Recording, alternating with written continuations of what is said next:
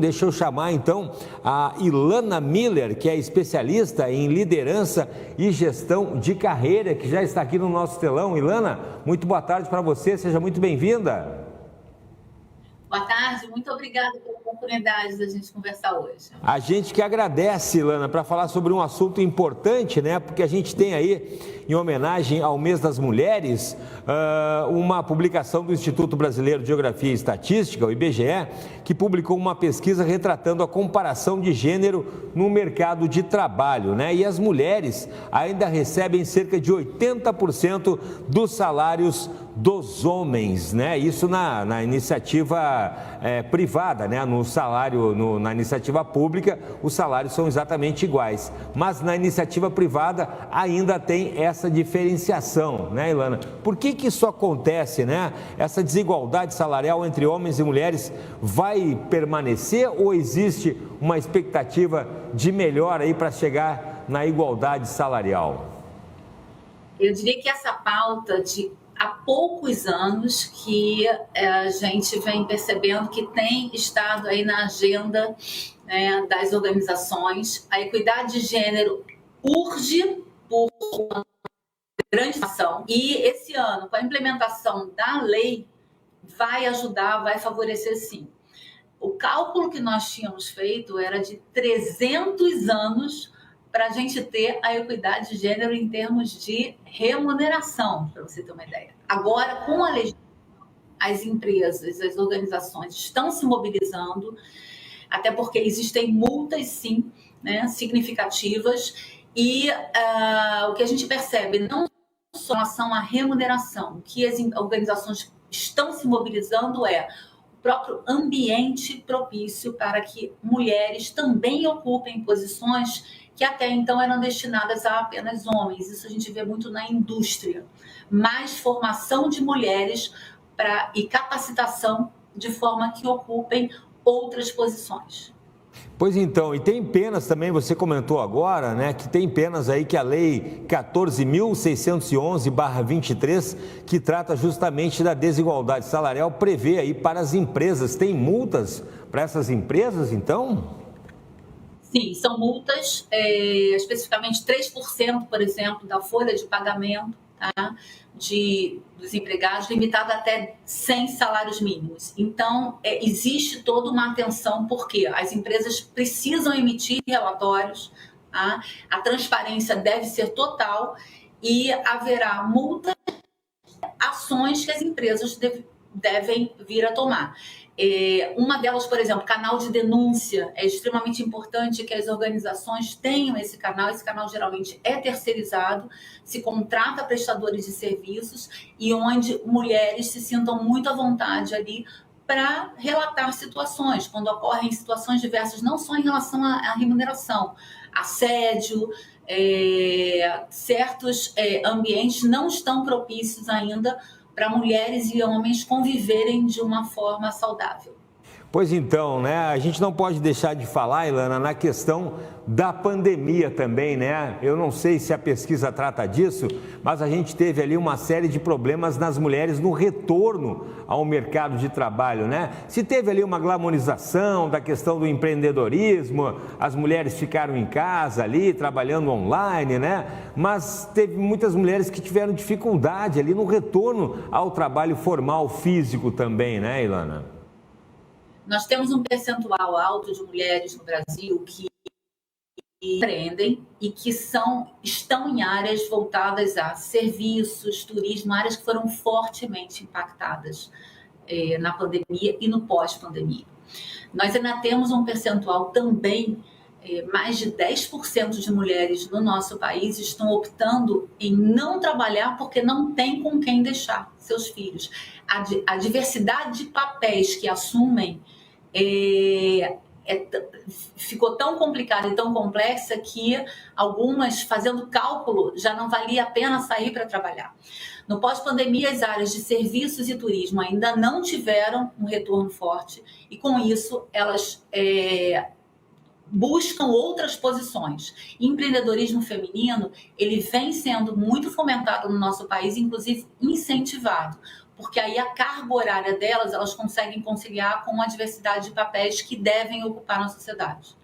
Pois então, esses tempos eu falei aqui com uma prefeita de uma grande cidade aqui do Rio Grande do Sul e ela comentava sobre as mulheres na política, sobre as cotas, né?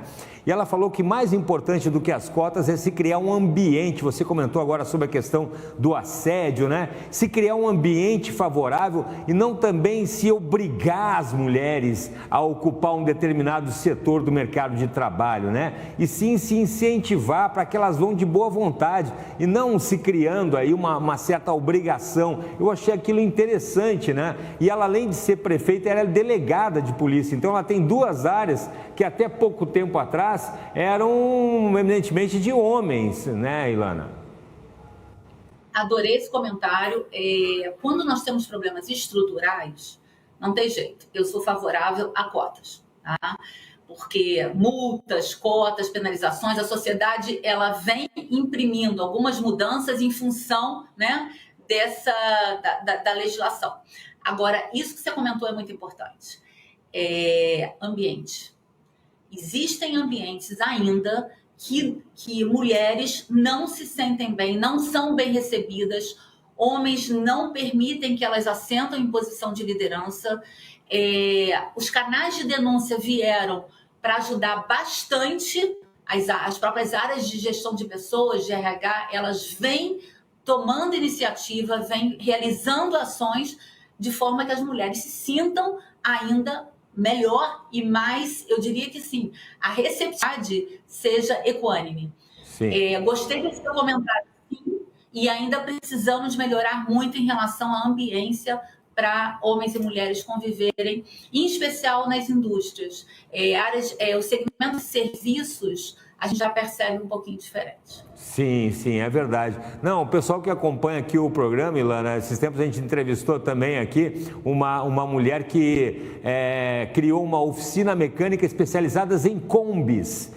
E a gente comentou que ela teve, sim, alguns problemas ali com os funcionários, mas não só com os funcionários, com os clientes, desde dizendo que mulher não entende de mecânica, sabe? Até achar que ela não tinha competência para entender de veículos. Olha que absurdo, né? Nós estamos aí no século XXI e ainda tem esse tipo de comentário, como se a mulher tivesse algum tipo de deficiência, de inteligência inferior aos homens. Que coisa mais absurda isso, né? Perfeito. Existem alguns comentários, né? Quando eu fiz pesquisas em alguns ambientes e há pouco tempo mesmo uma das mulheres falou, Ilana, quando chegaram, né? Vieram entregar aqui o carro, por exemplo, mecânica, ou é você que vai me atender? Qual é o mecânico especialista nesse assunto? Essas perguntas são recorrentes em vários ambientes. Segmento de óleo e gás, a gente ainda vê poucas mulheres trabalhando embarcadas, né? E também existe mas é você que é a especialista nesse tema? Enfim, no ambiente de engenharia, tecnologia, a mudança vem acontecendo, mas não é com a velocidade que a gente gostaria. Verdade. E só para a gente concluir também, eu gosto sempre de comentar isso, porque eu tenho uma filhinha de 2 anos, minha esposa teve a Candice agora há pouco tempo, e aquela questão também de o preconceito das mulheres terem alguns direitos que acabam sendo, né, contra elas, né? Por exemplo, licença maternidade, né? Aí os homens deixam de contratar, as empresas deixam de contratar porque tem medo que ela vai ficar grávida ali, vai ter a criança e depois vai ter uma licença. Aí não despedem porque está na lei, não demitem depois, mas quando termina ali por birra, acabam demitindo depois também. Isso aí também é uma tristeza que ainda tem, né? Tem que se combater isso, né, Ilana? Isso é absurdo, inclusive em processos seletivos perguntas, né? Para você, não vão perguntar se você, por exemplo, casou há pouco tempo ou tem filhos pequenos. Por que vão perguntar para mim? Porque quando eu, em processos seletivos, nossa, você é recém-casada, então pretende ter filho logo, né? E o mais incrível que eu alerto, mulheres selecionando, fazendo essas perguntas. Então, o aprendizado é para todos. Sim. Alcançar a equidade de gênero é um letramento que precisa ser feito urgente para homens e mulheres, porque o nosso modelo mental ainda está completamente errado. Muito bem, muito bem. Ilana Miller, gestora de carreiras, aí falando aí, né, a gente conversando sobre o mês da mulher e esperamos que o mês da mulher sejam todos os meses, né, todas as semanas, todos os dias para que a gente mude essa realidade. Muito obrigado, viu, por conversar com a gente, tá bom? Muito obrigada, a gente vai conseguir mudar essa realidade. Precisamos da ajuda de vocês juntos. Sem dúvida mesmo, sem dúvida, para a gente construir uma sociedade melhor todos juntos, né? Sem dúvida. Obrigado, viu? Tá aí então, viu, gente? É isso aí mesmo, para todos construirmos uma sociedade